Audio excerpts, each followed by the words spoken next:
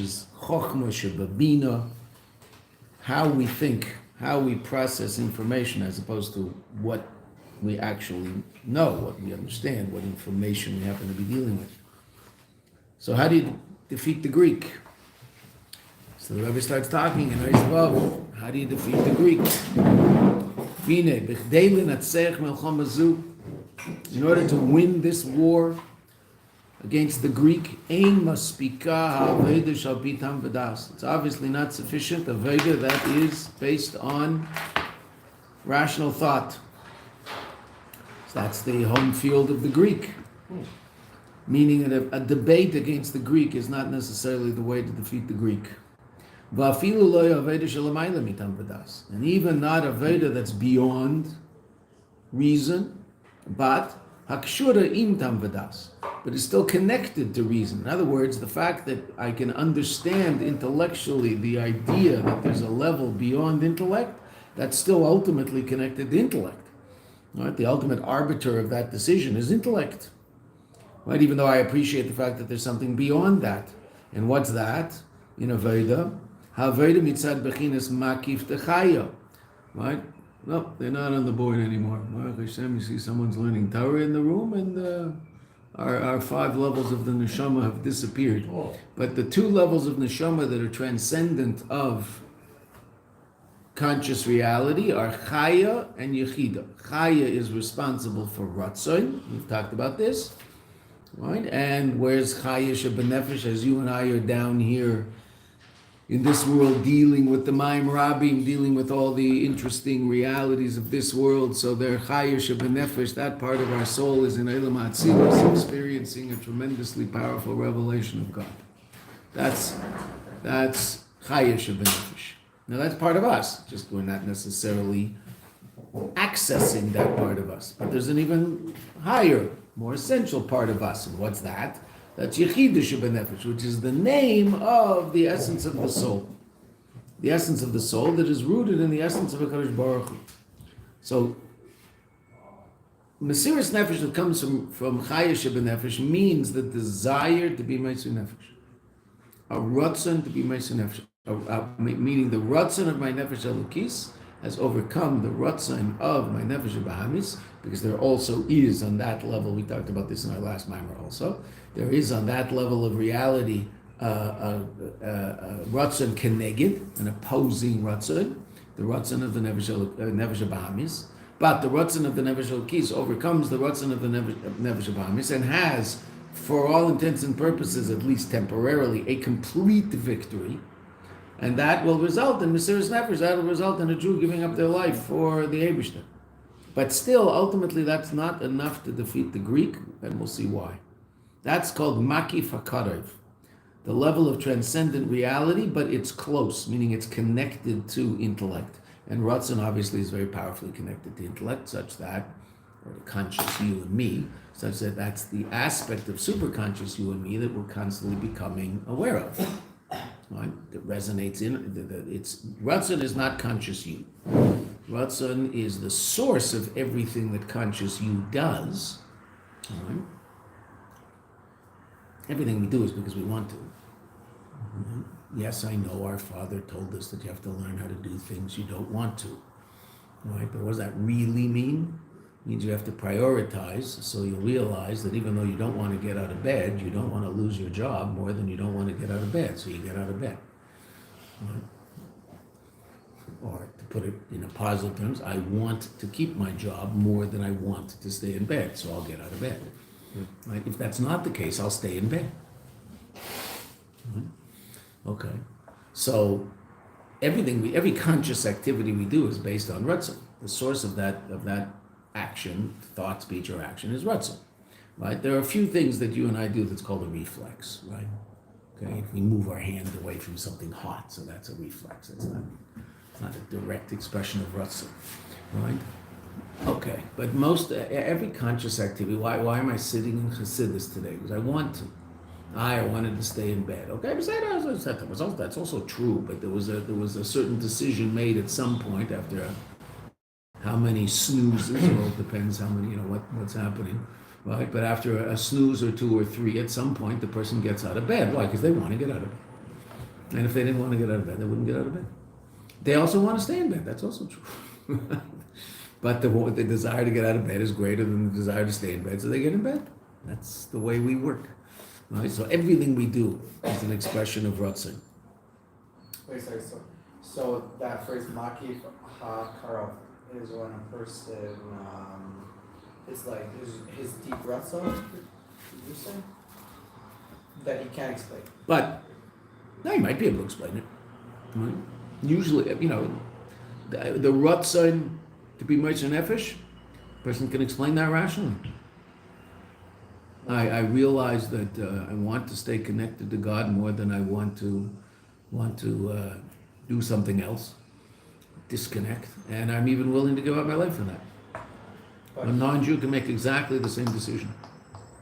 But he doesn't know why he wants God. Like, he doesn't know why he wants God, but he knows That's not he true. wants God more than... No, I think he might be able to explain to me rationally why it's perfectly reasonable to serve God, and there's a supreme being, and that supreme being created the world, and he created that world for a purpose, and I'm part of that purpose, and it's very important to maintain connection to that purpose, even though there's other forces in the world that seem to try to distract me from that purpose, but I realize that I want to be part of that purpose, and it's not simply the intellect of the purpose, it's also something a little deeper, the will of God. I want to be connected to the will of God. I understand intellectually that's a reasonable thing to do, and I'm even willing to transcend what might seem reasonable in order to stay connected to that will, meaning I'll do things that I don't understand, I'll do things that don't make sense to me, but I still really want to be connected to God, and that's very important to me.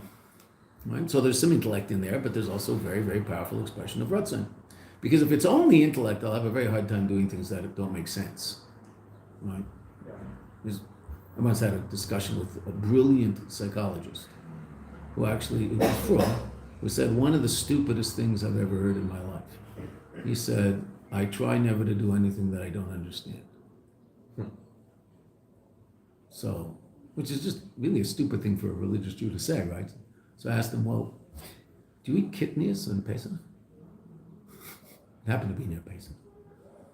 So he said, no. I said, why not? Well, that I can't explain. This is I'm Ashkenazi. I get that. I understand it. Okay, there's a few things. He's an absolutely brilliant person. I mean, I hope he's still with us. No, I assume he still is a brilliant person. I don't know. I haven't seen him for years. Incredible psychologist, unbelievably helpful to people. Right? I once asked him to help a married couple who he had never met. And I told him the story of, I knew the husband much better than I knew the wife. I only knew the wife through the husband, so I explained the situation of the husband, and I explained what I knew about the situation of the wife. And he said he had never met them. I talked to him for probably 3 or 4 minutes on the phone. He said, look, I'll tell you the honest truth, it doesn't sound very good. I'm going to give them an appointment at 7. He said, and I'm very expensive, and I don't like taking people's money for no reason. So I'm going to give them an appointment at 7 a.m. So if they really want to come, which would mean maybe there's some hope, and they'll come. But I'll tell you, they're not going to show up, and I think they'll probably be divorced within 2 weeks based on what you told me. That's exactly what happened. He had never met them. I just gave him a few basic pieces. I always found him a little frightening because he knew things about me that I didn't, and I found that rather, he was like really sharp. And not at all hung up on himself. He really wasn't. But he said that it was one of the stupidest things I ever heard a human being say. A from Jew, right? I mean, okay, but say that maybe someone who really thinks that he has to figure everything out, that he doesn't, he knows why, he can explain to you rationally why he doesn't cross on red even though there's no cars. He'll explain that to you rationally. I get it. Yiddishkeit, how can you possibly explain everything rationally? There's these things in the Torah that are called a choik that aren't rational. I mean, we know that. Okay, so where will that might come from the rutzah. I'll tap into a place in me that's deeper than my rutzah, than my seichel, right? And it's called my desire to connect to a Kadosh Baruch Hu, which is an aspect of my soul. It's not that I'm making this up. It's a real place in my nefesh elokis, in my godly soul, and it has an intense desire to stay connected to a Kadosh Baruch Hu. But there happens to be, and we'll see, the Rebbe's going to explain, there happens to be a force that opposes that. An incredibly powerful desire of the Nefesh Habahamis to do, because I don't have immediate control over it. We talked about this yesterday, day before, I don't remember exactly when, right? You can't tell someone not to want something.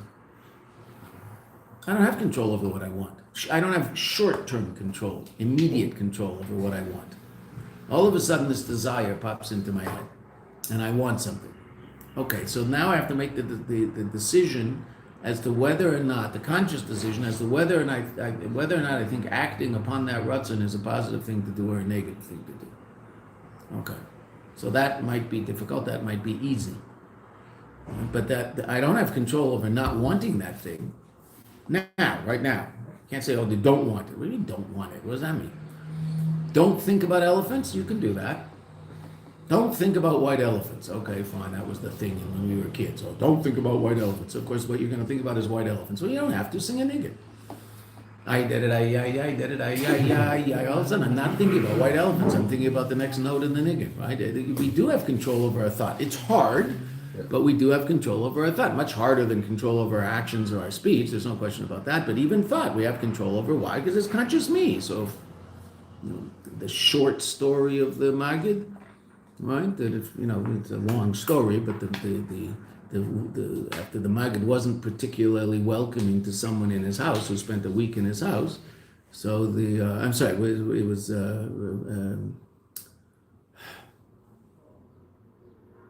Zev Wolf Kitzes. Rav Zev Wolf Kitzes, someone was sent from the Maggid to Rav Zev Wolf Kitzes to learn about how to control his thoughts. He led him into the house, but was not friendly to him at all. After a week, he said he was going home.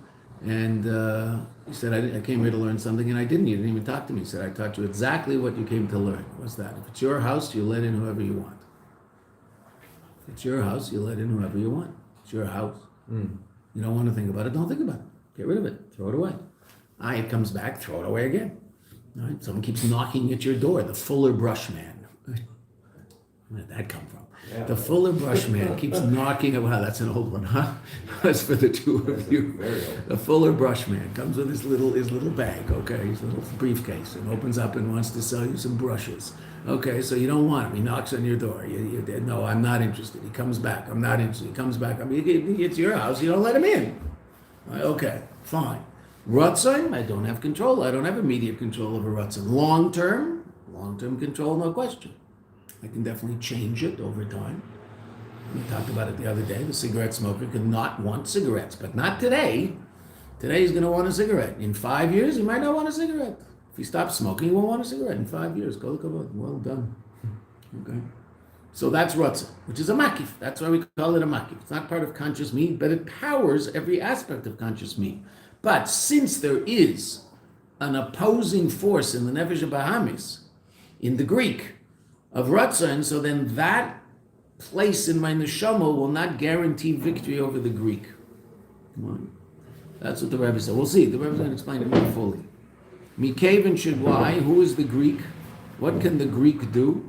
He can even he can even be metamer that level of reality. Mikaven shetimu gam es kol hashmanim shebeichel. They what does that mean? They made impure, they defiled all of the oils in the Heichel. Hainu gam enyonim the kedusha, even aspects of kedusha shelamayla mitam vedas that are beyond intellect. Something transcendent. The Greek can get there. Ela kshurim im tam vedas, but they're connected to tam vedas, just like Ratzon is connected to conscious you, and that's why most desires that you have you can explain rationally. Right? Even though it's not coming from Tam Vadas, it's coming from a deeper place in you, your Ratzon. But you can explain as to why it is you want this thing. Now, you might not be able to explain the deepest explanation of the reason.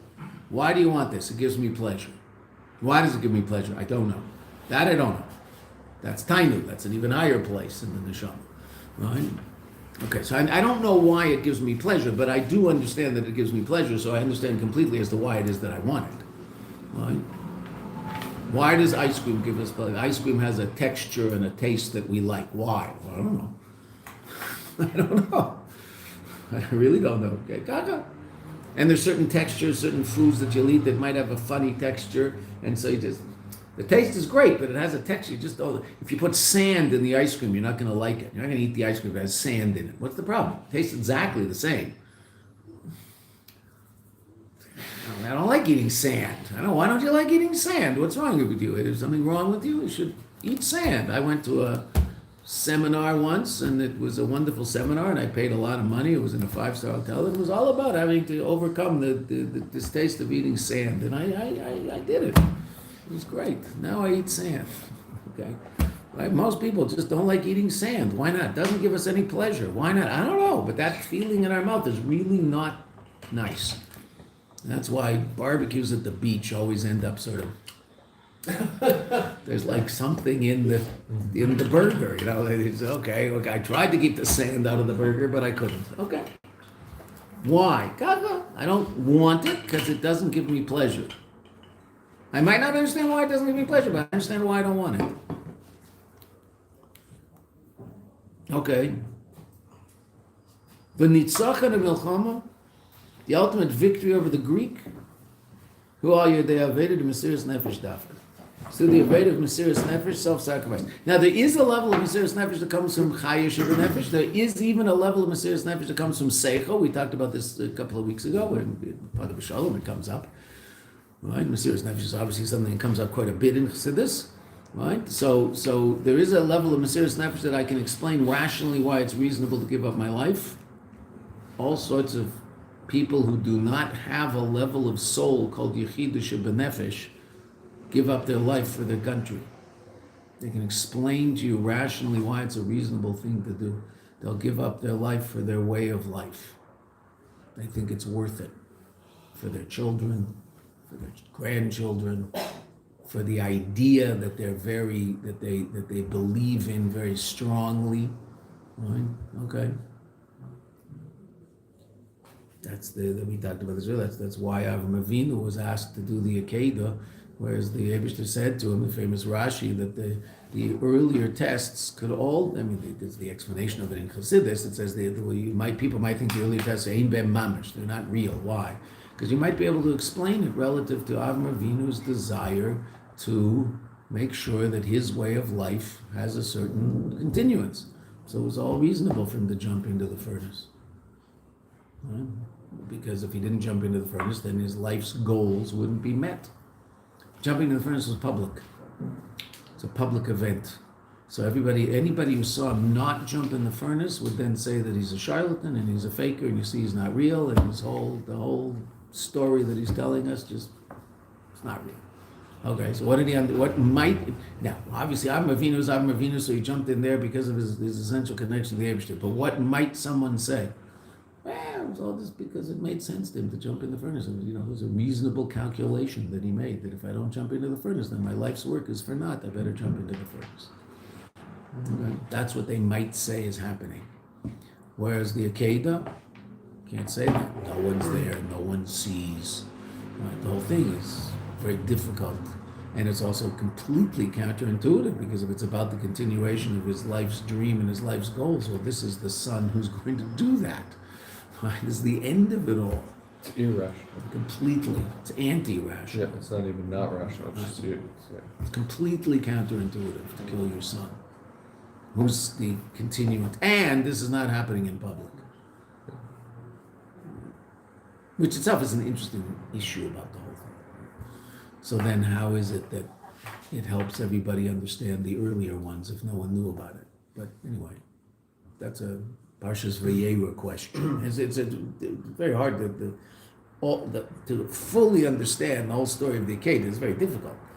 Right? But the basic point is, it was counterintuitive, completely beyond intellect, completely beyond Ratzon. Obviously he didn't want to kill his son.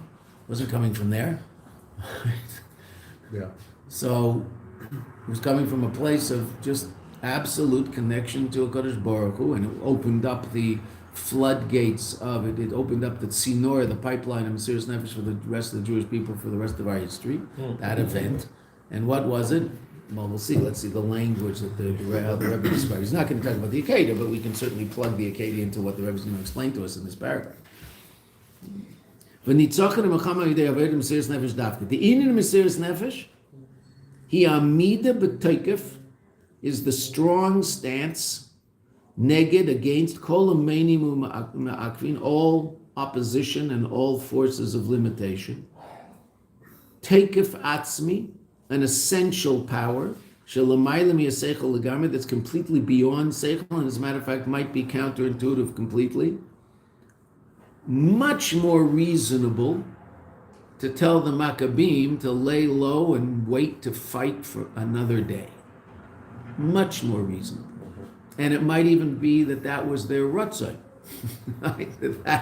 I'd much rather wait and fight another day because this is going to be crazy. Okay. But they came to a conclusion based on Etzem and the Shama that the Rebbe is going to explain. Ukamei, Hamasiris Nefesh al Kiddush Hashem, the self-sacrifice for the sanctification of God's name, She'ena mitzad ezes svar sichlis, that doesn't come from any intellectual understanding. Meaning it might even not make sense to be Meiser Nefesh in this particular case. Why? Certainly, if the non-Jew with the gun to the head of the Jew, Rachmana litzlan, tells him to be Machal Shabbos, so what might the Jew think? Perfectly reasonable cheshbon. Well, if I'm Machal this one Shabbos, I can keep the next 400. Perfectly reasonable idea. Except, no. There's a level that the Rebbe is going to describe where that cheshbon doesn't exist. And what's that? The Mesiras Nefesh al Kiddush Hashem shemitzad ezes svar sichlis ki'im rather she'i efshar klal liyos ba'efen acher. It's impossible that there could be any other way. Right? That's the language of the Alter Rebbe in Tanya in the Maimar when the Rebbeim say it. So they say it in Yiddish, Azoi v'nit andrish. This is the way it is, and there is no other way. Well, what is this in reference to? Mesiras Nefesh. Disconnecting from the Kadosh Baruch Hu. There is no possibility. There's no such thing. It doesn't exist.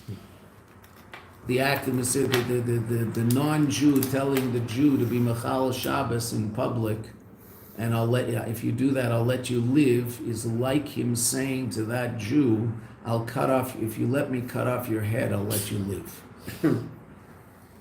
There's no such equation. It doesn't exist. On the level of Etzem and the Shama, it's not there. On the level of Ratzon, there might be a Ratzon to be Meiser Nefesh. That would be an amazing thing and a beautiful thing. But there also might be a Ratzon to stay alive. Well, there is a pretty strong Ratzon to stay alive. That is certainly something that most of us would call instinctual, right? That's a basic Ratzon that all animals have. I don't know whether daffodils do, but animals certainly do. Self-preservation. Okay, so I have a very, very powerful Ratzon to stay alive. Okay, I might have a Ratzon to be Meiser Nefesh. It might be that my Ratzon to be Meiser Nefesh overcomes my Ratzon to stay alive. Or it might not. That's Yechidah B'Nefesh. So it might be my Ratzon to stay alive will overpower my Ratzon to overthrow these terrible Greeks who are doing things to Yiddishkeit that bothers me terribly, and I really do want to defend the Eibishter against these people, and I want to stay connected to the Eibishter, but it might be that the way to stay connected to the Eibishter is to express my desire to stay alive as opposed to my desire to give up my life for the Eibishter. That's might be a cheshbon that a person could make if it's coming from Yechidah, from Chayev Shebenefesh. Yechidah Shebenefesh, there's no cheshbon, there's no equation. If something is separating Yid from the Eibishter, so then he can't be separated. It's like, I'll let you live if you let me cut off your head. There's no such thing. It doesn't exist. So being disconnected from the Eibishter for the Yid on the level of Etzem and the Shama literally doesn't exist because the Taka doesn't exist. That level of Elokus, that level of our connection to the Eibishter is inseparable.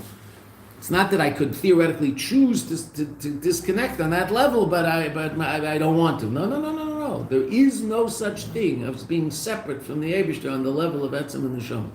No matter what you do in this world, that connection that you have with the Eibishter is maintained.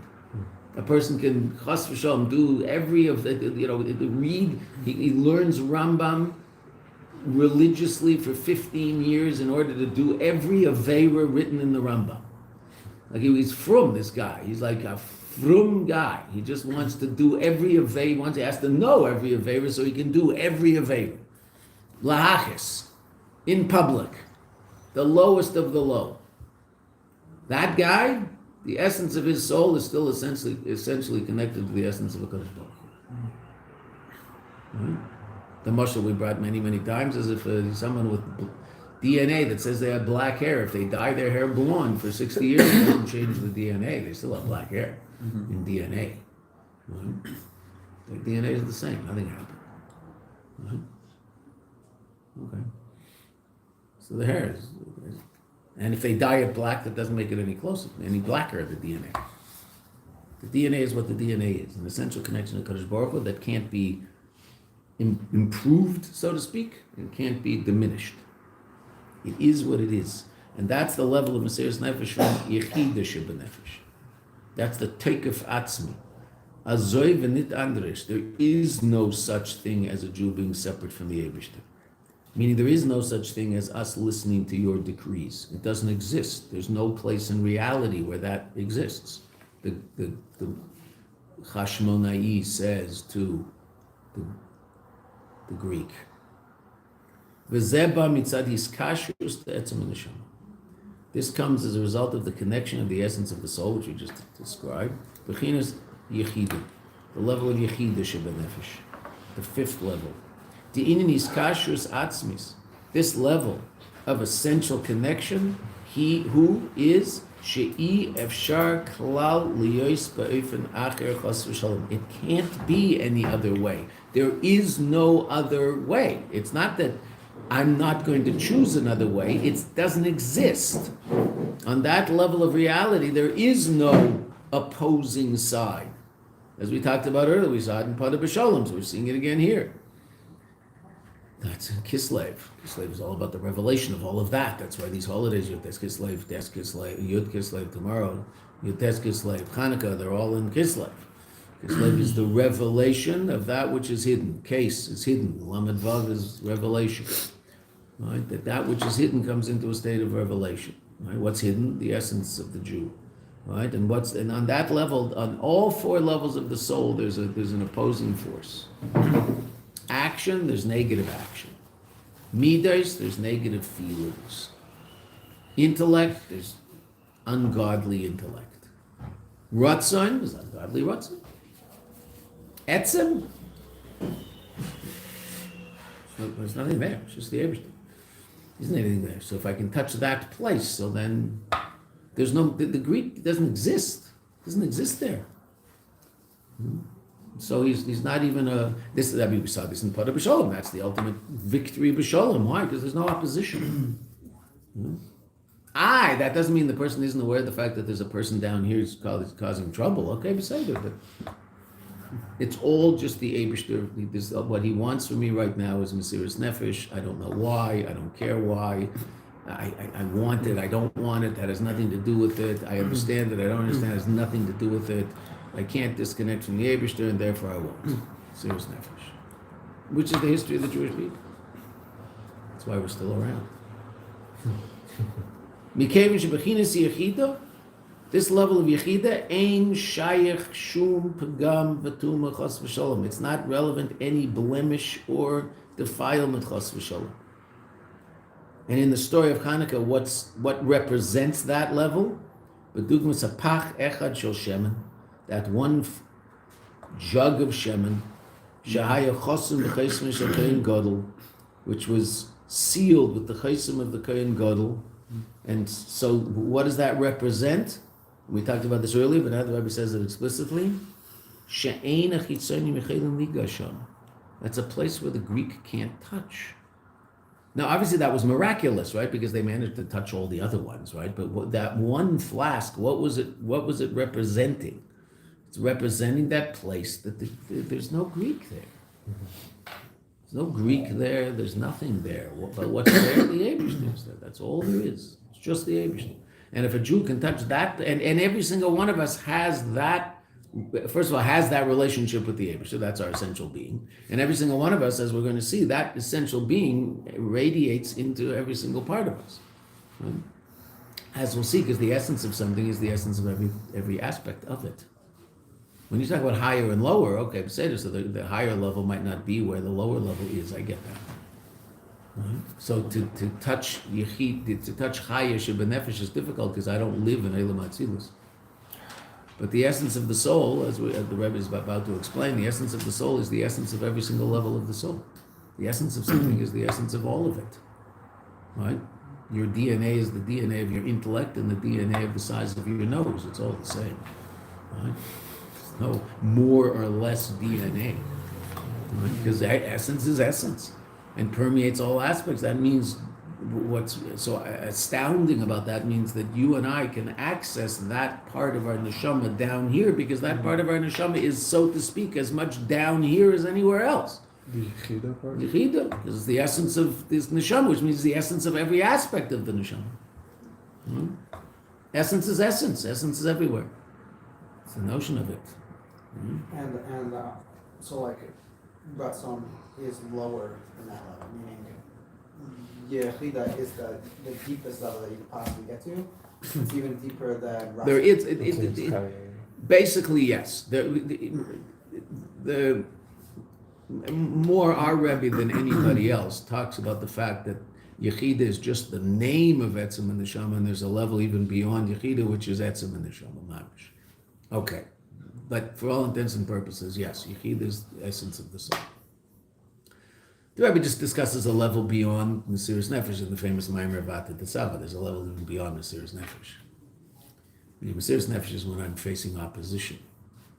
Right? So I have to give up my life. So that's the last generation in Russia. Being Mesiras Nefesh for Yiddishkeit. We live in a place that doesn't challenge us that way. So why is it that we might want Geula? Not because Gullus is so bad, Gullus is pretty good, but simply because the Eibishter wants Geula. The generation before is going to want Gullus because is going to want Geula because Gullus is so bad, and he just wants out. Our generation, no one's pressing us. There are very few, if any, Jews in the world that aren't allowed to keep Yiddishkeit because some non-Jewish authority is telling them that. Even Jews in Syria. There's still a few Jews left in Syria, right? They practice Yiddishkeit. Jews in Iran can practice Yiddishkeit. They can't wave an Israeli flag, but they can practice Yiddishkeit. They can't be a Zionist, but they can be a Jew. Not a problem. That doesn't mean that they're nice to them, but they let them keep Shabbos and eat kosher food. That's not an issue in Iran. Wave a flag and they'll kill you. Okay, it's a separate issue. Abu Dhabi, it all has to be quiet. But before our nephew,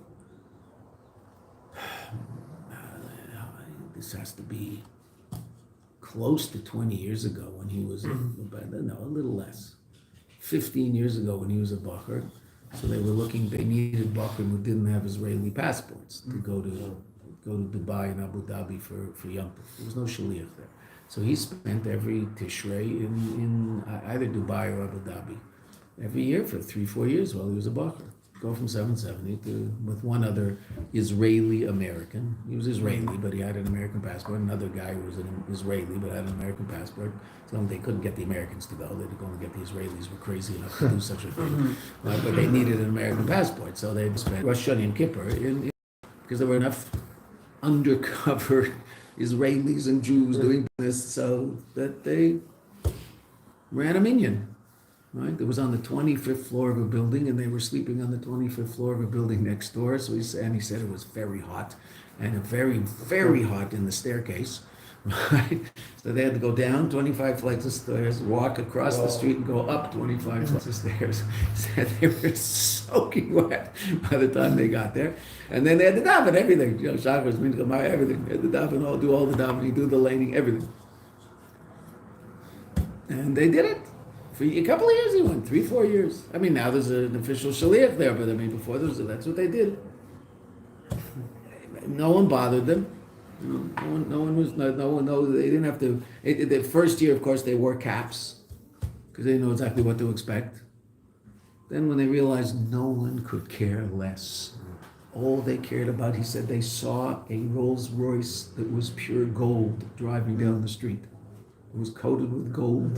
He said, no one could care less about their Yiddishkeit. All they cared about was making money. And there was so much. He never saw anything like it in his life. Okay. So the second year, they wore their hats on the street. They looked like Lubavitcher Bakr walking around the street in Dubai. No one cared. Okay. So that's our goals. Walk around looking that way in Russia, they'll put you in jail. Soviet Union, not Russia. Okay, so that was the previous generation. The previous generation, the Mesiras Nefesh was unbelievable. Our generation, the Rebbe calls it something even greater than Mesiras Nefesh, called Kosis L'Mo'or, that we're crushed not by the situation in Gullus, but by the essential existence of Gullus, which is an even higher place. The Gullus isn't bad. We can do whatever we want. And even our Gashmias is good. Our Gashmias, our Ruchnias. Okay. What minor is that called? Va'ata Tetzafa. We will learn it at some point, relatively soon. It's something after Chanukah.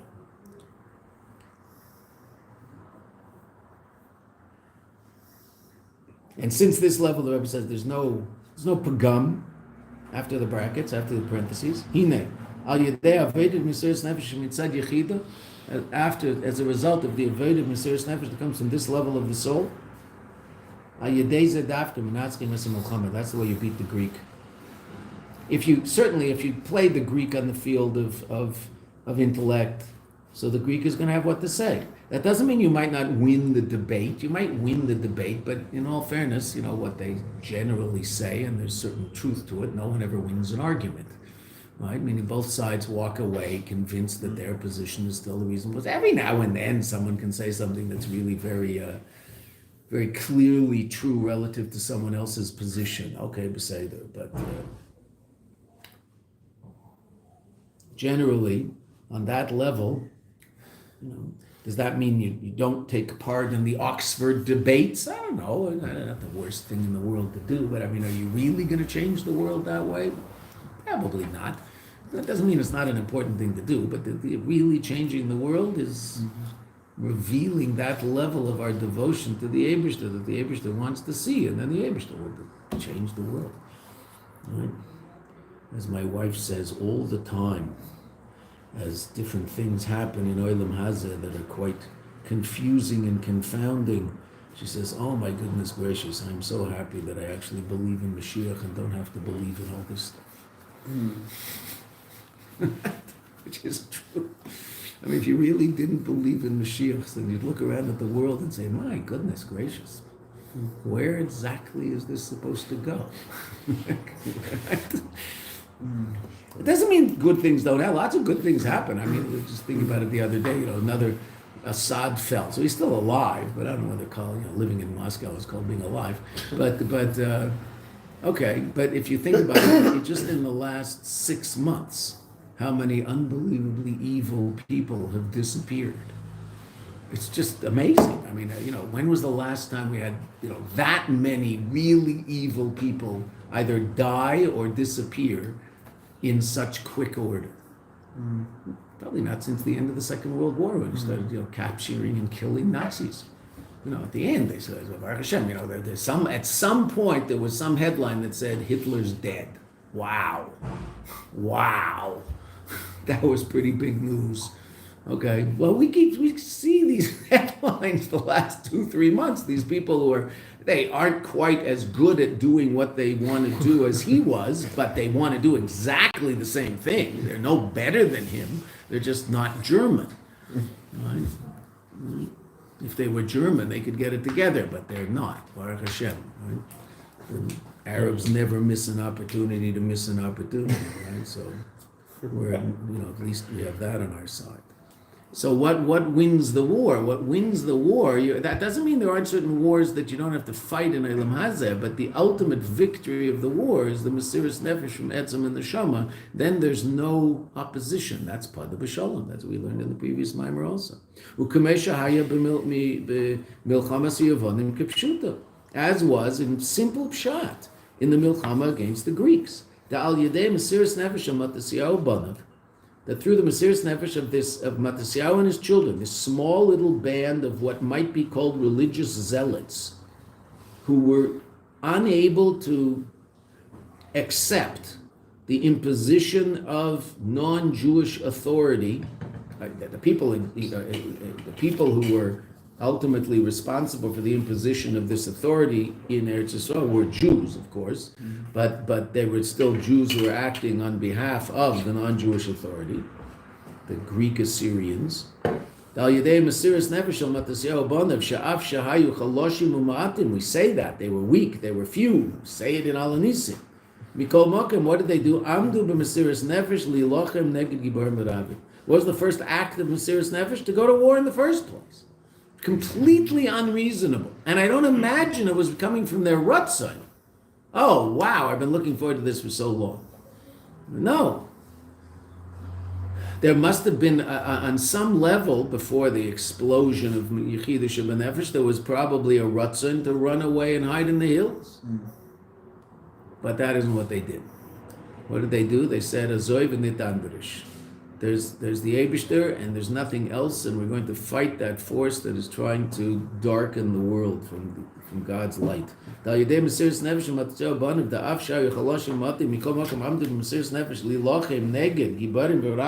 People were very strong, and there were a lot more of them. And what did they do as a result of this? They aroused and awoke. Upalu, and they caused Gamba Anshe Doram, also in the people of their generation, many people joined them in their fight. Once the Yidden saw this aroused in the Yidden an experience of an expression of their own essential connection to the Eibishter. There's no such thing as transgressing Yiddishkeit in any way, shape, or form. Whether or not it might make sense or not make sense, whether or not I might want to do it simply because it's easier to do it than temporarily, and then Bez Hashem, I'll live to fight another day. No, there's no such thing. Absolutely no such thing. Doesn't exist. And that's why they won. Because they revealed a power that the Greek doesn't have. So there's no Greek there. If I'm on the Greeks' playing field, so then I might win a game or two, but I'm losing the war by virtue of the fact that I'm playing his game, right? And we were talking about the basketball game that happens every Chanukah in Nokia in Tel Aviv. So the very fact that we're on the court in our underwear means we lost, right? We might win the game. I think they do win the game because they're usually pretty good. It's mostly not Israelis; it's Americans who aren't good enough for the American league, so they play in Europe. Okay, and they're obviously good, these guys, right? They're very good, and they play, and the Israeli team is very competitive in Europe. Okay, I remember my first year here in Eretz Yisrael, for the first time ever, and these guys, they were all Israelis, in those days they were all Israelis. This is the mid to late 70s, so they beat the Russians. Oh my goodness gracious, they were dancing in the streets in this country. They beat the Russians. Right. They were all just a band of Jews, but the best player was an American Jew who was an All-American when he played in college in America. And he came there, he moved to Israel after college, and he played basketball here. And he was like the ringer, like he was really good. He could have made the American pro team, but he played here. A white guy from Ohio, I don't know, whatever his name was. Right? So he played and they beat the Russians, and they won the championship, and oh my goodness, the whole place went crazy. They were dancing in the streets. But beating the Russians was bigger than winning the championship. They beat the big bad bear. Oh my goodness. Okay, but that's not a real victory, right? It makes people happy, and that's nice. I think it's important that people should be happy, especially the Jews here in this country. They have all sorts of reasons to not be happy. Let them be happy, and you want to be, stand on your moral high horse and say they're happy for the wrong thing. Honestly, personally, I don't care. If they're happy, I'm happy. They should have a hard life in this country, and they're sacrificed themselves for lots of things. If silliness makes them happy, let them be happy. Let them dance in the street. I don't care what the reason is. Let them dance, right? But okay, but it is true in the deepest of the deep. If you're on the floor, you're losing because you're playing the Greek game. So that's not a real victory. V'hinei nitzachon ha'milchama shenasa al yedei aved mesiras nefesh And this is in line with what we learned in Pada B'Shalom. This victory of the war that was brought about through this Aved of Mesiras Nefesh and Yitzchak and B'Shleimus, it's a complete victory. Because again, you've now come to a level where there's no opposition. There isn't anything to fight against. Meaning in Gashmias there is, but in Ruchnius there's nothing there. The Neisef Alzeh, in addition to the fact Aved of Mesiras Nefesh, that this Aved of Mesiras Nefesh, self-sacrifice, Liyoisa Ba Mitzad Etzem, since it's coming from the essence of the soul. Now the Rebbe says what we talked about outside before. He choderes, it penetrates, b'kol koiches nefesh, to all of the powers of the soul, because that's the nature of etzem, it's the nature of essence. Ad lekoich ha'maisa, until it actually affects the power of action. Shebechol inyonav, a yid who's come to a state of Mesiras Nefesh and is living that Mesiras Nefesh, not just in terms of one particular act, but he's internalized that and it's his whole life. Shebechol inyonav, in all of his actions, all of his deeds, everything he does, nikar, it's recognized as dos tuta Mesiras Nefesh dika yid. This is what a Mesiras Nefesh dika yid does. Rav Mendel just exuded Mesiras Nefesh. He just looked that way. Mendel was an Azoiv and nit Anderish Jew. This is the way it is, there is no other way. Rav Mendel Fotefos spent, 10, 12 years in Siberia, however long he spent in Siberia. I said it was on a certain level, it was the happiest 10 years of his life because he knew he was there because of his love for another Jew. He ended up there because he waited, they had hijacked a train to take Yidden out of the Soviet Union into the West after the war. And someone didn't show up, so he waited at the station, and he was arrested at the station waiting for this Yid, and he was sent to Siberia. Right? So he said that he was there because of his love for another Jew. What did he do all day in Siberia? What kept him going? He used to chazer for Branyans with the Rebbe. The Rebbe Shab, but mostly the Frierdiker Rebbe. Just chazer for Branyans. Remember for Branyans that he sat at. Close his eyes and see himself at the Fabrengen. He did in Russia, in the camps. We told the story about when the icebreaker came one spring. So the first boat that came on the river with supplies. So the boat was an icebreaker. There were these boats that had a very strong and pointed hull that would break the ice as they floated down the river. So he volunteered to help unload the supplies from the boat and conveniently fell overboard. Why did he fall overboard? First mikveh he was able to do in months. Right? And of course they freaked out. Man, overboard! And they fished him out. And he's, oh my gosh, that was terrible. He was so happy at his first mikveh. I mean, there were blocks of ice in the water. This was March, April in Russia. You imagine how cold it must have been. The mikveh was his first mikveh. He was just a wild and crazy guy. But I mean, what for? For the Eibishter. This is just the Eibishter. He was a soldier, a soldat. He wore those big high boots to walk around in the summer in Kfar Chabad and looking like a Russian with the heavy coat and the hat. And he always wore he never put on one of these hats. He always wore the Russian casquette. Probably because his friend Berke Chain, so Berke Chain came out and he put on one of these hats. So the Rebbe in Fabrengen once said to Berke Chain, he was looking at him, he didn't say you. He was looking at him, he said, there's some people it's really hard to understand because they come from a place and they look a certain way.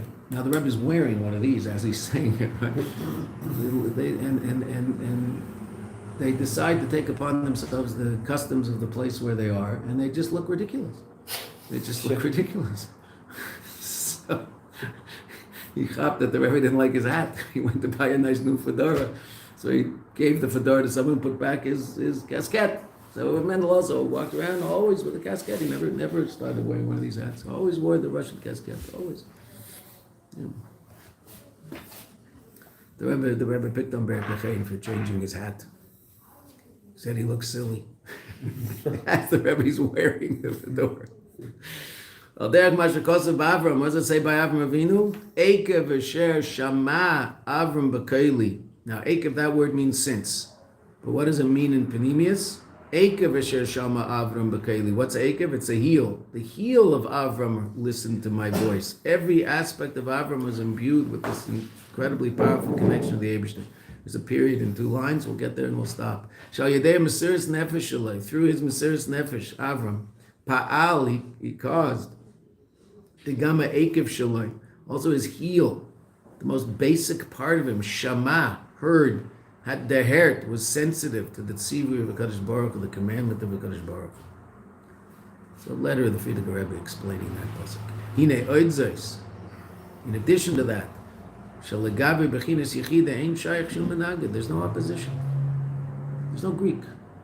So the Chashmonaim, as the Rebbe said, Chashmonai is Isias Mashiach now. Maybe they didn't generally say things like that, but he said that about Chashmonai. The Maccabim, what's Maccabee stand for? Mi kamecha be'elim Hashem, who is like you in power Hashem. Maccabee is an acronym for that, which we say in David. Right? So they were really the Chashmonaim. I mean, that's who they were. So what was their power? Their power was this intense, essential connection to the Eibishter. And in that place, there's no opposition. So they beat the Greek. Yes, it was a miracle. It's definitely a miracle. But it was a miracle based on them revealing a place where, to a great degree, that miracle is not a miracle. It's just natural. This is what is in that place. In that place, what is there? Elikos? So they brought about that revelation down here because they were living that. We asked by Pada B'Shalom, is that shaykh to every single one of us? Yes, absolutely. Okay, we'll invite you tomorrow. Because the Rebbe still has to answer a bunch of our questions, right? Now that we know all this, we have to answer our questions. Right, answered a bit. Thank you very much. Thank you, Rabbi. Thank you very much.